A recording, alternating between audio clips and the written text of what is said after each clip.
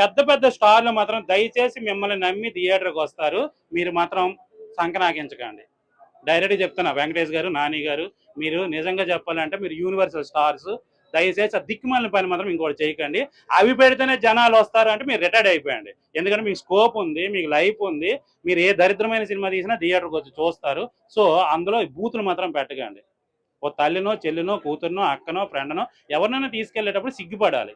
Especially మేము ఈ cinema చేసామని మీరు చూపించుకున్నా మీరు కూడా సిగ్గుపడాలి. నేను ఇండస్ట్రీలో ఉన్న నేను కూడా, అంటే ఎవడు డిగ్రేడ్ వాడు, ఏ బతుకు భారం లేనివాడు, ఎవరి సినిమా అరే నా సినిమాకి బూతులు లేకపోతే రారు అనుకునే వాళ్ళు అలాంటి బూతుల సినిమాలు తీయొచ్చు. కానీ మీ సినిమాలకి ఎందుకు, మీకు ఆ కర్మ ఎందుకు పట్టింది, మీకు ఆ దరిద్రం ఎందుకు పట్టింది, మీరు ఎందుకు ఆ దరిద్రంలో మునిగిపోతున్నారు, సప్త సముద్రాలు దాటి మురుగు కాలంలో మీరు ఎందుకు పడిపోతున్నారో నాకైతే అర్థం కావట్లేదు.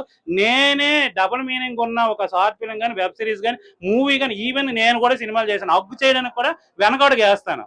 నా సినిమాకి రారు,